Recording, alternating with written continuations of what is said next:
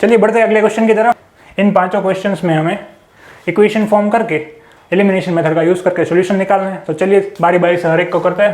पहला क्वेश्चन, ये न्यूमरेटर और डिनोमिनेटर में एक कंडीशन दी गई है, उसके हिसाब से आपको सॉल्व करना है।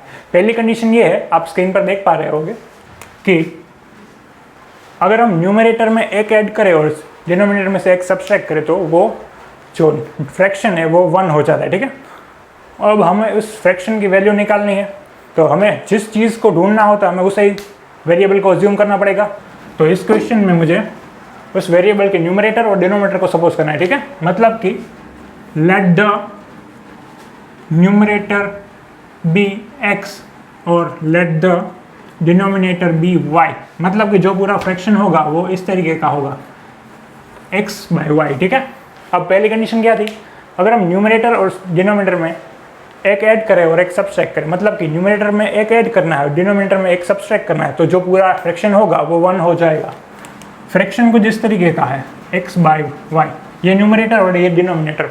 न्यूमरेटर में एक ऐड करना है और डिनोमिनेटर में से एक सब्सट्रैक्ट करना है। ठीक है, जो चीज़ें मुझे कंडीशन में दी गई मैंने उसे यहाँ पर पुट कर दिया। न्यूमरेटर में एक ऐड कर दिया, डिनोमिनेटर में एक सब्सट्रैक्ट कर दिया, तो फ्रैक्शन की वैल्यू 1 हो गई। ठीक है, ये पहली कंडीशन। अब आप इसमें सिंप्लीफिकेशन करके इक्वेशन फॉर्म कर दीजिए। ये उस दूसरी तरफ जाएगा तो होगा क्या, x+1 = y-1। अब ये y को मैं इस तरफ ले लूँ तो प्लस है इसलिए माइनस। ठीक है, अब ये 1 दूसरी तरफ जाएगा तो -1 होगा क्या, x - y = -2। ये हो गया पहला इक्वेशन। ठीक है, चलिए अब दूसरी कंडीशन के हिसाब से हम दूसरे इक्वेशन को भी फॉर्म कर लेते हैं।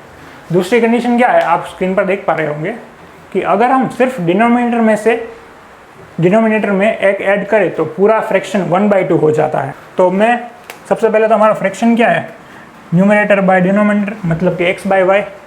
हमें सिर्फ डिनोमिनेटर में एक ऐड करना है, तो फ्रैक्शन की वैल्यू क्या हो जाएगी, 1/2।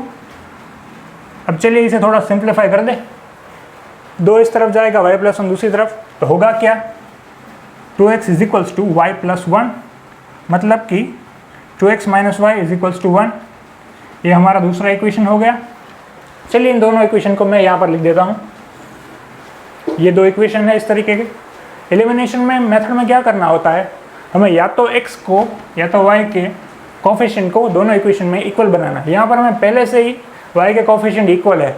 अगर आप x के कोफिशिएंट को दोनों इक्वेशन में इक्वल करना चाहे तो पहले इक्वेशन को 2 से मल्टीप्लाई कीजिए, पर ऑलरेडी y दोनों इक्वेशन में सेम है, इसलिए हम ऐसा करने की ज़रूरत है नहीं। बस आपको पहले इक्वेशन में से दूसरे इक्वेशन को सब्सट्रैक्ट कर देना है, यानी कि x - y = -2, 2x - y = 1। अब पहले में से दूसरे को माइनस करना है। क्यों ऐसा करना है, अगर हम इसे ऐड करोगे, अगर आप इन दो इक्वेशन को ऐड करते हो तो -y - 2y हो जाता है। ठीक है, इसलिए पहले इक्वेशन में से मुझे दूसरे इक्वेशन को सब्सट्रैक्ट करना पड़ेगा। जो प्लस है वो माइनस, जो माइनस है वो प्लस। ठीक है, बहुत ही आसान है। x - 2x होगा क्या, -x, क्योंकि अब इसका सिंबल नेगेटिव है। ठीक है, अब ये तो कट हो जाएगा, is equals to -2 - 1 that is -3, मतलब कि x की वैल्यू हमें कितनी मिली, 3 मिली। हमें न्यूमरेटर की वैल्यू तो मिल गई जो कि है 3।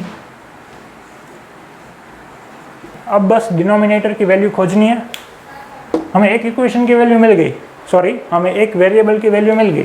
अब मैं इसे दूसरे इक्वेशन में पुट करूंगा, पहले या दूसरे वाले में, तो हमें दूसरे वेरिएबल की वैल्यू मिल जाएगी। मैं इस x की वैल्यू को इस पहले वाले इक्वेशन में पुट करूंगा, तो होगा क्या,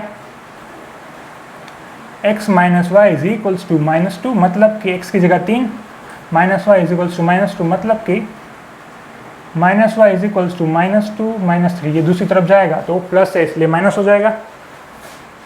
अब -y = -5, यानी कि y = 5। जो डिनोमिनेटर है इस फ्रैक्शन का वो है 5, यानी कि पूरा फ्रैक्शन है 3/5। न्यूमरेटर 3 और डिनोमिनेटर है 5। ठीक है, बहुत ही आसान था। बस आपको जिस चीज़ को ढूंढना हो उसे ही आप वेरिएबल अज्यूम कर लीजिए और उसके हिसाब से प्रोसेस करते जाइए, इक्वेशंस को फॉर्म करते जाइए। आपको 2 इक्वेशन मिल जाएगी, उसके बाद आप एलिमिनेशन मेथड से सॉल्व कर दीजिए। ठीक है, चलिए आगे बढ़ते हैं।